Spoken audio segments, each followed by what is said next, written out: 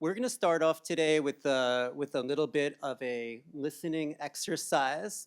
So we're going to be giving you two sounds to kind of like take in, and then we're going to ask you a question. We will play without it. I could make the sounds. All right. I will make the first one will be like click, click, click, click, click, click, click.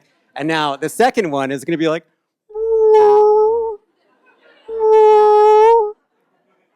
I was just imitating a sperm whale and a humpback whale.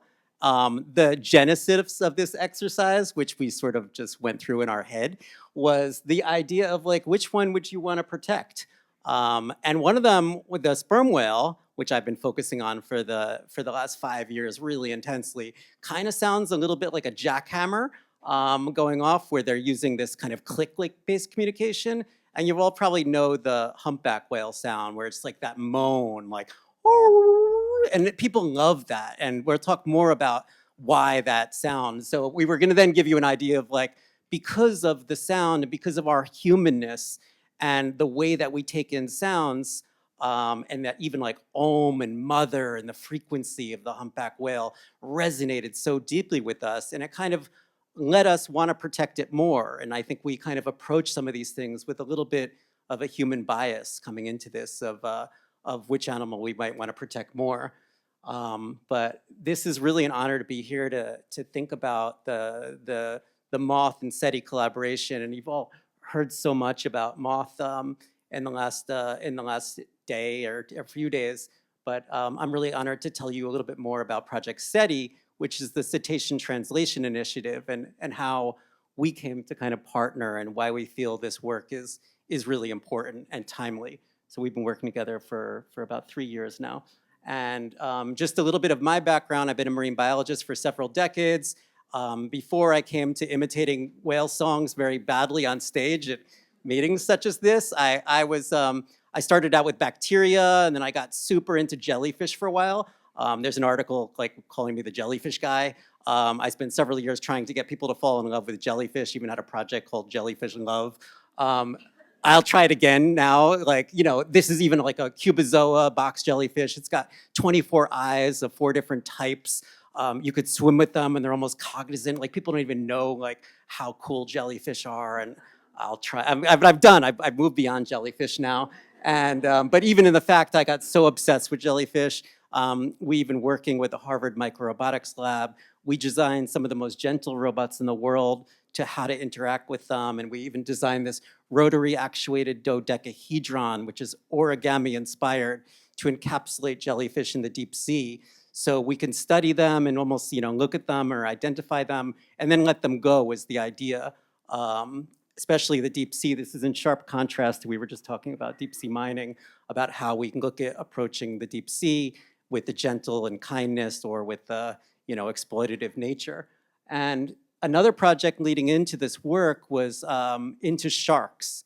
I got very interested in this very obscure species of sharks, which Elena reminds me of the shark that you have, this beautiful shark in your artwork that you've been showing. This is a swell shark off the coast of California. Most people just would swim past it and didn't look at it, but it actually had these amazing features to it of biofluorescence. And for several years, my laboratory just investigated the shark and the vision and how it sees the world. And we developed a shark eye camera and then swam with the shark to see the shark from its perspective. And even just seeing the transition in my laboratory of people working on the shark and like spending so much time with it really forged the connection that was beautiful to watch. But now moving into the sperm whales. And I think in one sense, because I couldn't get people to fall in love with jellyfish, I moved to sperm whales and started this project around 2018, which has led to Project CETI forming as a nonprofit in 2020. We're the largest interspecies communication initiative. We're now 50 scientists across 8 disciplines that are all been working together now for the last 5 years in the island of Dominica to translate the communication of whales. And we have a lot of really like cool findings to share.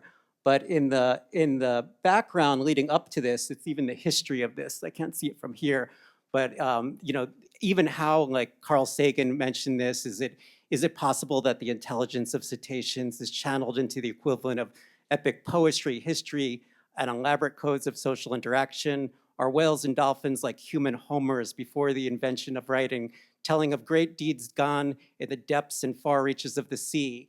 So here this is over 50 years ago of kind of pondering these questions, and now we actually have the tools to make this a little bit of a reality. About the project, we're working in Dominica, where our lead whale biologist, Shane Garrow, has been studying the whales there for 20 years now. There's a matrilineal population of whales, and there's about 200, and they're each known by individual names. And what we've done is kind of like reached out and just think of possibility of using the equipment that's available now. We're now so overwhelmed with technology impacting our lives, mostly in quite negatives and in divisive ways. But the hypothesis here is, can we channel this the other direction? And is it possible that technology could actually bring us closer? Can we actually drop into the portal of the whale's language and use this way to understand a creature that normally we don't have an interaction? Has anyone here had an interaction with a whale today? Okay, well, it could be, who knows, I don't know, they're right off the coast. And just not to elaborate too long of how we're doing it, one of the key essence is the interdisciplinary of this project. There's a robotics division, a machine learning division, a complex network science division, a theory division, a marine biology division, and we're all really respecting each other's domain expertise. And just last year, we discovered a phonetic alphabet, and showing that the whales are using both context and combinatoriality and putting them closer to humans in terms of language than most other species. And this is just the beginning. This next year coming up, we're going to be having quite a bit more as we get closer. And I guess leading into the collaboration is, what does this mean, or what could this mean from a legal standpoint, and how could we harness this energy into positivity? And one story just to kind of share is, one day we were out there on the water, and we were just testing some new technology of how we could analyze whales from the sky using drones, so we could see them from the sky and then link that to their vocalizations. And we saw something rather unusual, that these whales were, 12 of them were together, and they were just going up and down. And then we kind of got worried, and we saw what looked like was a shark attack. And there was a huge amount of blood in the water. And especially for the team that's been so intimate with these whales, it was it was concerning. But then we looked closer, and if you look in the lower right-hand corner, what we were witnessing was a new sperm whale being welcomed into this clan. And thinking of the history of whaling and Moby Dick and these creatures being vilified as leviathans and killers, here we were witnessing this communal coming together of this whale being entering. And they work collaboratively for 6 hours. And here's some footage of, until the fluke was able to unfold. These whales worked together to make sure that the baby didn't sink. So as another mammal giving birth in deep water, the baby is negatively buoyant and would sink to the bottom. And we've clocked this now phylogenetically, and this shows that this has been going back for 35+ million years. So this is very interesting, and not to share too much because this work is still to come, but we're now able to apply like network analysis that will be able to show individually how this was playing a role, what members of the family, what kin and non-kin played. But this is not the only field that's being impacted. There's many amazing studies even coming out this just in the past year with elephants, showing that there's individual calls for names, and even with plants, some amazing work that is coming out showing that between the plants and the moth, there's actually vocal communication that's happening there, and crosstalk, especially in pollinators. And this really kind of what inspired this work that we're sharing more on is that there's a history here leading back to the Sagan quote of having impact, of recognizing that whales have song, which was quite it's a real kind of like lesson for us that the science doesn't have to be that simple, The message here in the 70s was whales sing, and that led to the Marine Mammal Protection Act, Save the Whale movement, and saved several whales from extinction. So I'll pass it now to César. Thanks, David. And since David once said, I see that the wonderful scientists that we work with at MOTH don't do self-promotion, which is one of the reasons why we do this. But if someone promotes your work other than yourself, that's fine. That piece of the alphabet of the sperm whales came out in Nature Communications. It made a huge splash in science, in the media.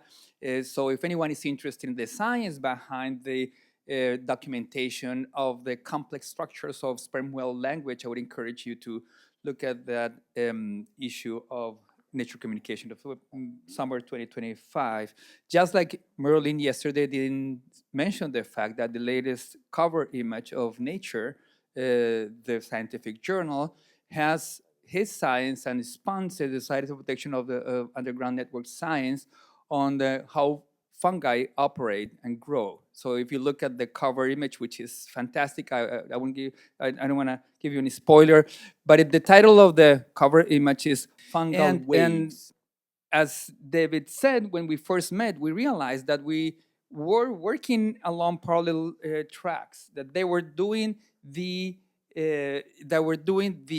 science that was needed or potentially helpful to the type of legal arguments that we wanted to make at MOTH, right? Many of you attended my talk yesterday, and I ended in a note of hope and also of wonder. And the wonder, what we were wondering is, what if we used all this cool science coming from Western universities and research hubs like CETI and nonprofits like CETI? And we brought that together with indigenous science and with the law, and allowed the law to address those emerging questions. And that's exactly the moment that we met in LA at a conference. David presented kind of the early iteration of the science, and I presented 2 minutes on MOTH. And right after our presentations, we knew that we had to talk to each other, and that's how collaboration started. And now it's matured. I would like to think in very fruitful ways. So I'm going to speak to what we have done together in terms of the impact of all this science in the areas of animal law, animal rights, and in general, more than human law. John Watts mentioned his list of top 3 books of the last few years. Mine starts with Merlin's as well, but includes Ed Young's An Immense World. If you haven't read it, it's all about the wealth of animals, how animals perceive the world. It's a fantastically fascinating book. And when I first read it, I said, well, something similar is happening in the realm of law if one is able and willing to open one's ears and eyes to these emerging developments in science, in indigenous worldviews, and so on, which is the potential emergence of an immense legal world, questions and answers that have not been systematically tackled. And I'm going to give you a preview of research that we're about to publish in Ecology Law Quarterly, a well-known environmental law journal out of UC Berkeley, that we co-wrote with our colleagues Ashley Nemeth at MOTH and Gasper Begos at CETI. Ashley is a legal researcher, and Gasper is a linguist, working with David on the understanding of the patterns of communication. Some of you may know about the work of Martha Nussbaum, the well-known animal rights philosopher. She once asked in an op-ed in the New York Times, or she once said in passing, well, the problem with animal rights is that we just can't record the voices of animals. They cannot utter kind of the claims that we would need as philosophers or lawyers or advocates to advance the protection of their worldview, their own wealth. In our institutions, in our legal frameworks. But then, of course, what if? What if we understood? What if we were able to record, to understand the complexity and potentially the content of the communication among sperm whales and potentially other animals? So that's exactly the questions that we're addressing in this forthcoming paper. It's going to be available on SSRN starting in a couple of weeks, and we're going to send around the link when it's ready. And we asked 2 questions with our colleagues. These are 2 distinct questions, and I want to make sure that we're on the same page in terms of the difference between the 2.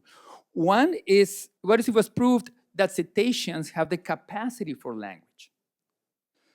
I won't speak for David, although we did co-author this piece, so I imagine that at this point he's in agreement with me and vice versa. There's no way back now. But this is something that, to my mind, is already substantiated by the existing science out of CETI, right? That there are complex patterns of communication, the equivalence of vowels, of diphthongs, of tones like in Mandarin. And I'm very reluctant to comment on the paper because he's the scientist here. But that is well established. So it's not science fiction, it's science. And that, from the point of view of a legal scholar, takes care of many of the objections that would say, well, animals may be sentient. So yeah, if the criterion for granting rights to animals is sentience, well, we can go down the list of animals that have been shown to be sentient, right? And that catalog keeps expanding because now it's beyond octopuses and models can, it keeps expanding. But then once you clear that bar, the bar is raised. Well, no, they need to be intelligent. And then we say, well, look at all these intelligent animals. Then the objectors to animal rights say, well, no, but really, are they aware? Are they conscious? Then your declaration on animal consciousness comes out and they say, well, but they surely can't speak. No, so what if?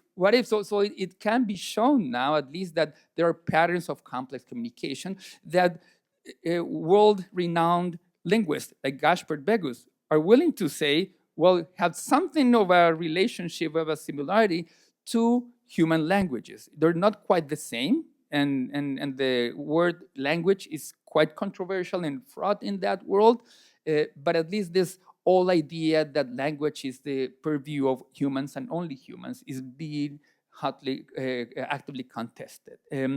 So that's the first question in our recent research. And the second question is what seems to fascinate everyone. What if we understood the content of that communication, right? So what if it's not just kind of a matter of science fiction movies or science fiction books, but to put it in more conventional terms that some other scientists use, what if the animal languages could be decoded, could be understood, could be translated into human, right? And perhaps David, you should talk about the AI component of all of this, because I imagine folks, and just in this morning in my group, in the small group discussion, I know in other groups, the issue of AI as a potential tool to get closer to the more than human world, but also as a potential threat to us connecting more fully with the more than human world has come up repeatedly, because of course, as David said, some of the most active and fascinating participants in this in CETI are AI experts, right? Using some of these tools to try to understand the content of sperm language communication. This is, just to be clear, this has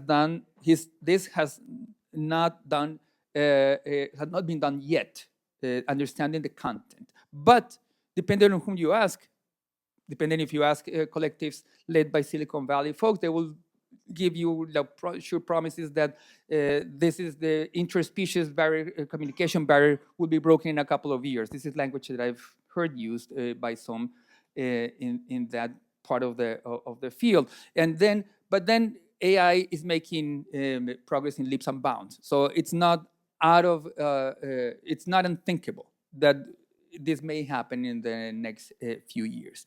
So the second half of that article, which is called "What If We Understood Animal Communication," is more science fiction. But like Kim Stanley Robinson's science fiction. It's so close to reality that it's just a matter of years, right? So it's in the and we ask, let's assume that CETI succeeds at understanding sperm whale communication. What would follow in the field of the law if that happened? Right? So I'll go through these findings very quickly. You can read the article, or we can go deeper into this in the Q&A, but quickly, because I want to move to the equally important risks of the use of this technology. I'll just go through the opportunities very quickly. The opportunities are immense. This science can be used in litigation on behalf of or for the protection of sperm whales and other species. Of course, pieces of legislation can be drafted that incorporate these findings. Also, animal research protocols can be tightened to take into account that we now have evidence of complex language and complex intelligences coming from CETI and other collectives. And of course, even if in a setting like in some countries where it is unlikely that there will be new protective environmental legislation in the near future, even the enforcement of existing legislation could be improved, could be bolstered by evidence from this science. I won't go into details. In the paper, we go into specific pieces of legislation in the US and elsewhere, but I'll leave it at that. I'll just end this opportunity side of the more hopeful side of the story with one specific example so that it is all kind of more concrete to all of us. As David explained, sperm whales are highly auditory non-human animals. Right? They communicate and they make sense of the world and they perceive the world through sound, because sound travels much faster in water than in air, and this is why in some species they're able to communicate at long distances. And then the question is, for someone who comes from a human rights background, and this is where cross-fertilization across fields comes in handy, is, well, if deep sea mining, the type of deep sea mining projects that are being approved or being submitted for approval in many parts of the world, or even the increasing ship traffic to bring all those Amazon packages across the world, or oil drilling in the deep sea, all of that naturally produces immense amounts of noise, and that for highly auditory animals could be equivalent, and this is the argument in the paper, to what in human rights law we call kind of a form of torture or cruel treatment.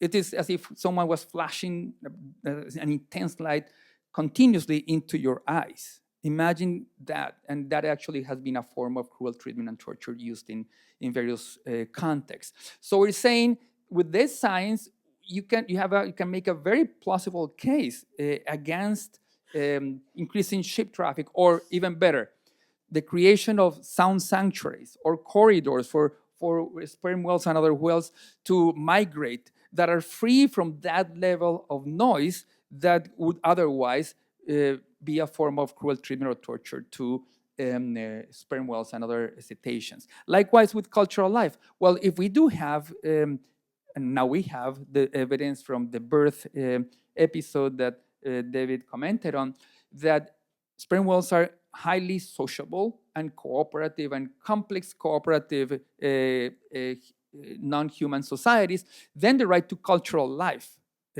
becomes a real possibility in terms of a legal argument on behalf of whales, because it's not just the protection of this one whale that got beached or stranded somewhere, but it's about her ability to live with the pod. And we know, and now I feel that I'm explaining the science, I shouldn't be doing this, right? Because whales, sperm whales, I have spent some time in Dominica with David, so that says my claim to, yeah, exactly. So because they also speak in dialect. So there's a Caribbean dialect, it's not one whalish language around the world. So dialects are a mark of culture. And so a good argument can be made that their ability to continue to live in those pods, in those cultures, should be protected. I'll end quickly with a reference to risks and challenges. And this is work that I'm carrying out with my colleague Jackie Galland and my colleague Emma Crow. We're in collaboration, close collaboration with CETI, and we're about to publish a report that proposes a set of guardrails, of ethical and legal guardrails that should guide this type of AI-assisted animal communication studies, because not everyone is as careful, as gentle. Not everyone takes the time to construct with roboticists kind of jellyfish like kind of robot that lands on gently on the sperm whale's back to place a tag gently. This can be done in many invasive ways. And there are serious risks, and I'll go through them very quickly. There's risk of manipulation for profit. Imagine if you can talk to your pets. Imagine if you can lure the whales to whale-watching boat tours. There's infringement of autonomy. This research can be highly invasive. Recording the animals all the time, relentlessly, and so on. Using the data for purposes other than the protection of whales. We know that because our data is being used for purposes other than the protection of our human rights. Harms, physical, psychological, and communal harms of the type that I just commented on. And the way that we've been approaching this is to offer a catalog of guardrails that we call the PEP framework. And PREPARE stands for Prepare, Engage, Prevent, and Protect. It's a set of 12 principles. And so we have 4 categories: prepare, engage, prevent, and protect. I'm not going to be able to go into them in any detail, so I'm just going to give you a little taste of each of these categories or principles. On prepare, some of these are pretty basic, but sometimes are not necessarily put in place before conducting this type of research. So one example of the prepare principles is that collectives undertaking this sort of research should implement transparent and robust ethics and data governance protocols. Not just ethics, because in many academic institutions, of course, you have to go through review boards, but these studies are generating a considerable amount of data, right? As it turns out, we had a fascinating conversation with an AI person in Dominica, and he said that if you feed animal speech data into LLMs, large language models that are trained on human language, that model gets better at understanding human language, right? So, and also, this data governance, this data can be used in many other ways that, of course, if we humans don't have control over the use of our data, imagine the level of control that sperm whales would have over that data. So data governance is as important as research protocols. Under engage, this is something that we feel very strongly about, and is kind of it's the through line in MOTH's work, and also CETI cares deeply about this. One, Jose Gualinga yesterday said that, and we had this conversation in the Sarayaku community last year with David. He reminded us that many indigenous peoples around the world, of course, have had long-standing collaborations and communication and relationship with whales, right? If you read, for example, the stories of Polynesian wayfinders, and I see Christine here from New Zealand, and I was fascinated by all these stories about how they co-inhabited, collaborated, learned from whales as they found ways to navigate that vast area of the world, in Canada, across the Pacific, and so on. So we're now starting to find ways to create exchanges across those very different worldviews of Western science and indigenous science around communication with whales. So indigenous peoples are one type of human community that we believe should be engaged, but also local non-indigenous communities that have interacted with whales for a long time. In terms of prevent, pretty simple. Everyone will probably here will understand or will immediately identify the precautionary approach.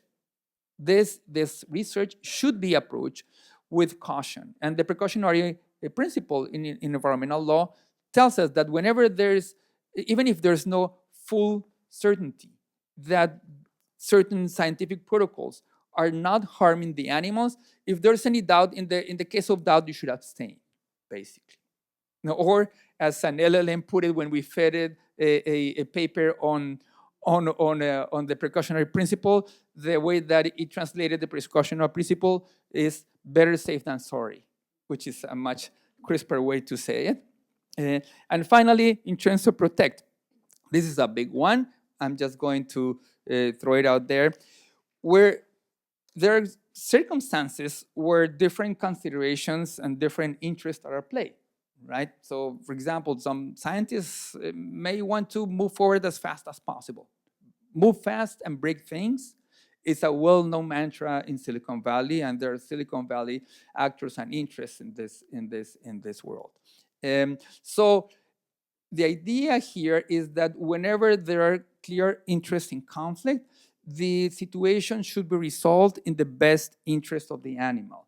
And we're taking a page from the rights of the child law, which has the best interest of the child principle that is pretty well developed in human rights law. I'll end, and so that we move on to the Q&A, with another tiny Carl Sagan quote that I'm going to have to read from here. But importantly, what we wanted to do with David, as we were writing an op-ed on the combination of research projects that we've been doing, is that 52 years ago, in the early 1970s, the songs of the humpback whales created a moment of opportunity, right, of wonder. People were really connected with those haunting melodies of the humpback whales. It became a multi-platinum album. It sparked the Save the Whales movement that led to the prohibition of commercial whaling. So it was a moment of hope, and in a moment where wonder and awe led to hope, led to empathy and to action. Fast forward 50 years, and that was an immensely fraught moment. It was the early 1970s, the oil crisis, moment of geopolitical uncertainty, political division. It was not fun to be alive in the early 1970s if you were following developments in politics and geopolitics. Today, we find ourselves in a fraught moment as well, worldwide. And the question is, and this is where we pick up where Carl Sagan left off. He said at the end of the piece that David quoted, "The cetacean hold an important lesson for us. The lesson is not about whales and dolphins, but about ourselves." So the question is, are we going to be able to once again turn wonder into hope, into empathy, into action for cetaceans and the more than human life world? Thank you.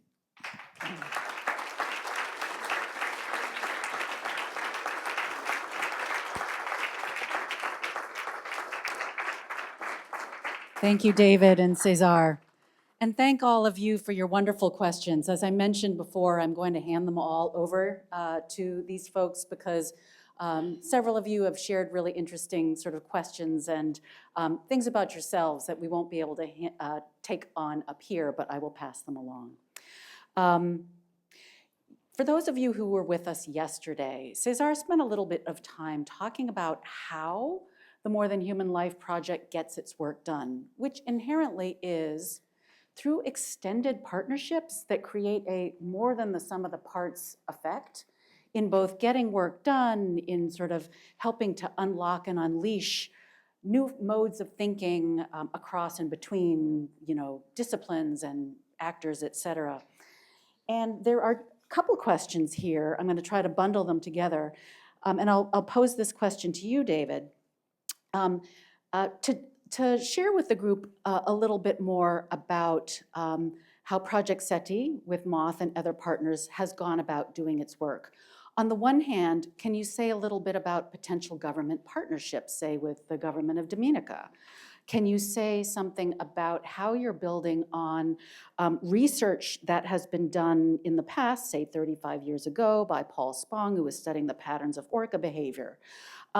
Or are there other scientific sort of focus groups working on whale or cetaceous communication? And you might say a word about the meeting in November where you convened some of the world's leading specialists in bat and elephant and porpoise communication. So say a little bit more about how you work and this mycelial way of partnerships and building on work that's been done in the past. Sure, thank you for that question. Well, how we work, one of the things in approaching this project, again, I'm coming to this as a scientist, and I've led various grants, but I'd never started a nonprofit. So when this project initially started with this catalytic funding from the Audacious, and that idea came about, I could either run this as a research grant for a university like any other thing, or I could start a nonprofit, or I could be a fiscal sponsor. We decided to start a nonprofit. And in doing so, really wanted to do this right. And Fiona Corwin-Pulaski, our head of strategy, really came to this with many years of nonprofit experience. And we were like, how can we set this kind of unique nonprofit up and form these partnerships? So in one sense, in Dominica, where we're working, we did initially need to set up an MOU with the government. And even further than that, we set up another nonprofit in Dominica called Project CETI Dominica. And the structure is that everything's donated to Dominica. So the boats, the equipment is a one-way trip to Dominica. And we really see them as shoulder to shoulder and partners in this and communicating. And they're on research papers with us. They're on our machine learning team. And the ultimate goal is to actually give this project completely to Dominica by the end. Thinking about other research, like Roger Payne, who started the humpback whale, was literally my best friend and a key advisor for this project. We were together intensely through the pandemic, thinking and dreaming about this project. Roger passed away in 2023, and he penned this really touching last piece in Time magazine, which kind of talks about his hope for Project SETI. I would say. And then I guess about, what was the last question? What was the final one? Other scientific groups and the research and the bats and porpoises and elephants. And right. Well, one thing is that coming to this project, there's not much money in whale biology. So my first, and one thing to even think about, it was 1957 that we knew that sperm whales vocalize. It was even in the 1940s with some of the military of even understanding that that there was so much vocalization. You'll even hear a Cousteau thing called the silent seas. We used to think the ocean was just silent. So human understanding in that, at least in Western science, in that part, doesn't go back as far as terrestrial work, which goes back for thousands of years. And so really bringing in the legacy of people who devoted their lives just to studying whales. Our way of looking forward is we really want this to benefit everybody. We're open sourcing our equipment. There's a philosophy in the project that we can't draw a drop of blood from a whale.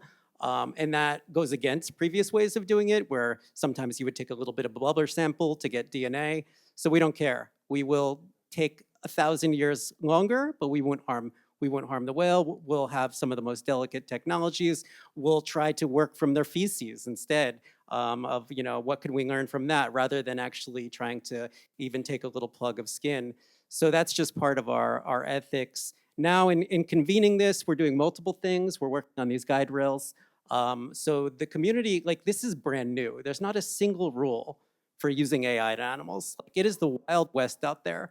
And I think we've all seen how this went in the beginning of here we are now trying to backtrack these things. And like César said, there are other groups out there that are led more by tech people that are kind of coming out and trying automatically to do generative AI on birds and playback studies. So we're really concerned about that. And we really wanted to kind of get out early and get ahead of this. And because this holds so much potential, and because of the opportunities that you talked about. And I think that it's we have the chance now at the beginning to do this right. And being here and being in this room and having everybody think about this before it happens, because we can see the steps. You can chart out the steps now between having a conversation with a whale. But why? What do we want to say? Does anyone want to, what do we all want to say to a whale other than something that is about ourselves? So how could we channel such a momentous breakthrough in humanity of being able to, possibly communicate and have a conversation and have the whale. How can we turn this into a positive thing? So I love about this collaboration because it's in the future. We're already thinking 5 years ahead and anticipating all the possibilities as well as the risks. And I have a question here from the legal side for César. One of our participants asks, states first, a key component of the rights of nature framework is the intrinsic value of nature, apart from animal intelligence. How are you going to protect the purity of this concept of intrinsic rights while focusing so heavily on language and intelligence in the MOTH and CETI collaboration? Yeah, that's a very good question. The answer is that I personally, and I think that the MOTH program at large are highly pragmatic about these issues. We want to make a difference now. We don't want to first win the conceptual argument and then think about applying that perfectly crafted argument in the real world. So while we would share the proposition that the animal rights and non-human rights in general should be based on the acknowledgement and the recognition of the intrinsic value of nature, as I said yesterday, in the reciprocity with the more than human world. We also know that these technologies are being rolled out very quickly, that many courts use the language of sentience, or awareness, as I said, of various anthropocentric capabilities that have been used to exclude animals from the realm of moral and legal considerations. So knowing that those are the actually existing institutions, we use both the science to push back against those arguments while making the strong claim that animals and more than humans in general are intrinsically worthy of moral and legal protection. One more for either one of you. You've spoken a lot about your collaboration and sort of the tools and the frameworks that are coming out of it, which I know is just the tip of the iceberg here. This framework or guide rails for legal, moral, ethical engagement around interspecies, technology-assisted interspecies communication. How do you give that teeth? How does that get traction? How do we invest that with authority to actually make a difference in the way that so many different actors, I'd imagine, want to get their hands on this capability and want to be actors in that space, might want to monetize that capability? How do you give a legal and ethical framework teeth? Okay, I'll go first, but I would love to also hear from David about this. In short, and we do have a plan for dissemination. We want to follow the route. There's no need to reinvent the wheel. So the way that this has been done in the past in other fields, and not only in the fields of animal welfare and animal rights, but in other legal fields, is by first rolling out what is called a soft law framework. You get a number of key actors to endorse a declaration or a protocol in a voluntary way, which is what we're planning to do. So CETI and MOTH are planning to publish a perspective article in a scientific journal with the very short version of the protocol that will be developed in more detail in a MOTH report on the guardrails. With that, and to that end, we convened a workshop with some of the leading scientists in this field in November, who expressed keen interest. By the way, the good news is that there is keen interest among many scientists for this type of protocols. Then the idea and the aspiration would be that once that's out, that more and more scientists will find it both appealing and convenient to endorse those guardrails, because they share the values, but also because it kind of protects the integrity of their science. Not everyone will want to abide by those rules, and there's no way that we can force them to, because this is not hard law. But this is the other piece. Soft law has a way to turn into hard law, meaning binding law, through the pressure from advocates, from animal rights activists, from indigenous peoples around the world, and that we probably won't be involved in that work because that's someone else's job. But that's how legal progress has been done in other fields over the years and decades. I guess, coming at this from a scientist is that I think in one sense I'm just honored to be on I normally don't, other scientists don't have this privilege of working with such an amazing legal team. So I feel like this is a match made in heaven. And I think that I'm just, I'm like, even, what am I doing on stage here? I'm a person that loved ants and jellyfish and now, and I'm good at putting together teams of researchers to study things. So I think we had a really powerful conversation with Jose.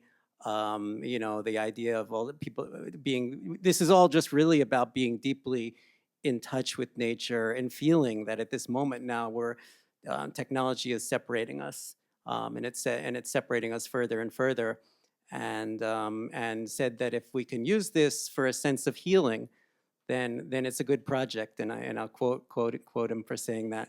And I think that's the kind of dream here, is that we all want to connect to the non-human world. We all want to listen to the sounds that we couldn't hear. Maybe we'll play them.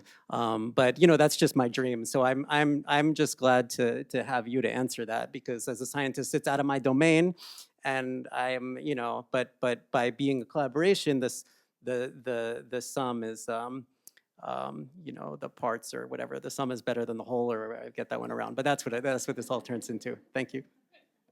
Wonderful. Thank you for your questions. Again, I'll pass those along. And if it is possible, Youssef, maybe we will just end the last minute or two here by playing these amazing sounds. As marvelous as it was to hear you impersonate, though, David.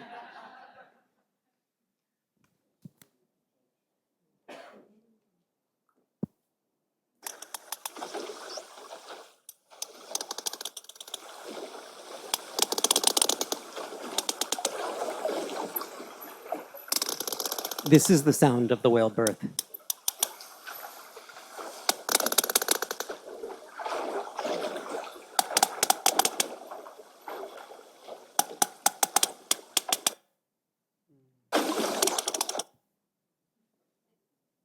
And these are sounds from Roger.